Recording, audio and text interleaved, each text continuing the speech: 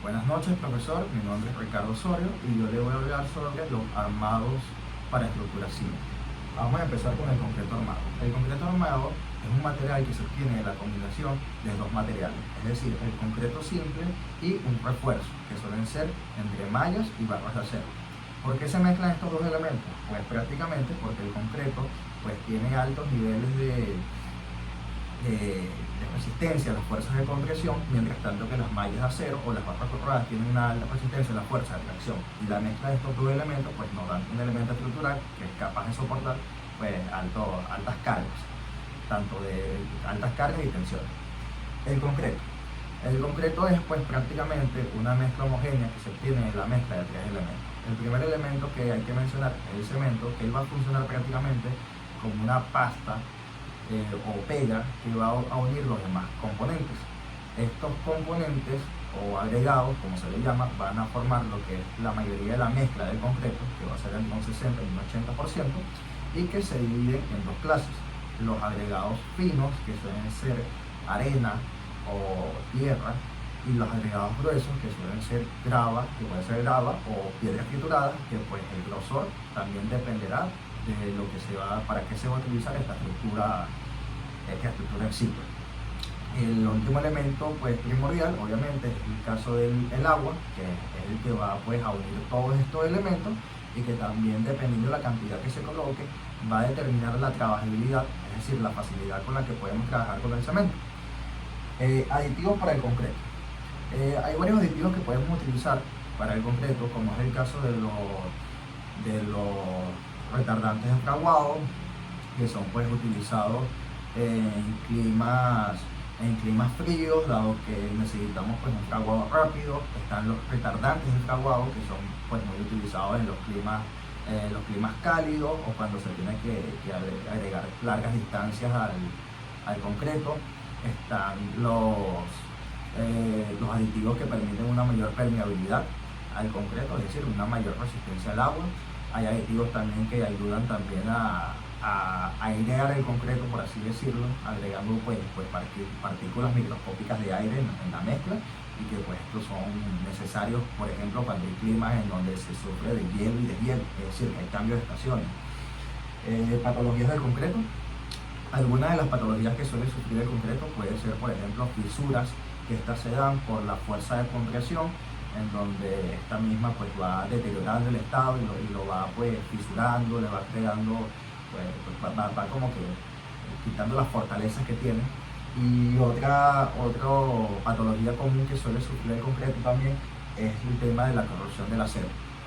Por ejemplo, esto se puede dar por condiciones climáticas, por no sé, alta presencia de oxígeno. Por ejemplo, yo que vivo en la parte de la costa de Venezuela, es muy común que esto pase en estructuras, dado que está la presencia del mar y el salitre suele deteriorar este tipo de estructuras. Propiedades del concreto. Las principales propiedades que podemos tener o encontrar en el concreto pueden ser, algunas de ellas es la permeabilidad, es decir, el paso del agua que tiene este material, que suele ser muy bajo. Queremos que sea muy bajo para evitar cosas como la corrosión, que mencionamos anteriormente. Está la trabajabilidad, es decir, la facilidad con la que podemos trabajar con este material. Tenemos también su alta resistencia a fuerzas como, por ejemplo, la compresión, que es decir, fuerzas que suelen aplastar. Tiene también su alta resistencia, o no tan alta resistencia, a fuerzas como, por ejemplo, la tracción. Y más o menos esas son algunas de las propiedades que tiene el concreto. El módulo de elasticidad. El módulo de elasticidad es una manera también de determinar la rigidez, de determinar la rigidez que tiene esta mezcla en sí. Es un cálculo que se tiene que hacer normalmente en el caso de las estructuras, para determinar si este va a poder soportar ciertos niveles de carga y algunos esfuerzos. En el caso de también la resistencia, es algo parecido. Como estamos mencionando durante esta presentación, la idea del concreto es que él sea capaz de soportar diferentes tipos de esfuerzos. En este caso, la resistencia es también un cálculo que se tiene que hacer para determinar qué tan resistente va a ser el concreto a las fuerzas, por ejemplo, de compresión, de tracción y diferentes diferentes esfuerzos que se pueden presentar durante el tiempo que esté, bueno, después de que se cree la estructura como tal, ¿no? Acero, acero de refuerzo. El acero de refuerzo es un material que nosotros se suele agregar en este tipo de elemento estructural, dado que va a agregar una condición adicional al tema del concreto, es decir, una fuerza de tracción. Va a darle más capacidad a la fuerza de tracción, o bueno, más resistencia a la fuerza de tracción. Normalmente los tipos de acero suelen ser de dos tipos. Tenemos las barras corrugadas, que esta ayuda también a una mayor adherencia en el concreto, y tenemos las mallas electrosolidificadas, que estas pues se unen en puntos en específico y crean unas mallas de acero lisas o corrugadas, que suelen ser pues muy utilizadas en el tema de la cimentación, de los pavimentos y pues este tipo de estructura.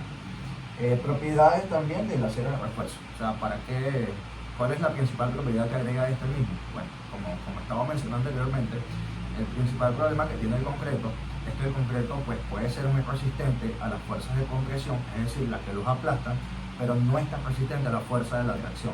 Y pues la función que tiene el acero de refuerzo es justamente eso, evitar con la mezcla de concreto que estas fuerzas que normalmente lo suelen deformar pues no se haga de manera tan sencilla. Entonces, bueno, la principal propiedad que agrega el acero de refuerzo pues, es en este caso una fuerza adicional en el tema de la tracción que pues, es necesaria. En el caso de cuando vamos a hacer cimentaciones o necesitamos un elemento estructural que soporte altas cargas, pues necesitamos evidentemente que el concreto sea capaz de aumentar también la fuerza de tracción. Por último, vamos a hablar sobre la diferencia entre el concreto y el concreto armado. Y pues la principal diferencia que podemos pues hablar es el tema y la presencia pues evidentemente del acero en el último, ¿no? En el concreto armado. ¿Por qué menciono esto? Pues como he estado hablando durante toda esta presentación, pues sí, el concreto es un material que pues sumamente resistente a las fuerzas de compresión, pero que en una estructura completa pues eso es algo que sí obviamente tiene un valor importante, pero que no lo es todo. Entonces, en este caso, cuando vamos a utilizar solamente concreto, tiene que ser en lugares en donde evidentemente no va a haber tanta carga, como puede ser, no sé, un muro de contención bajo o detalles decorativos.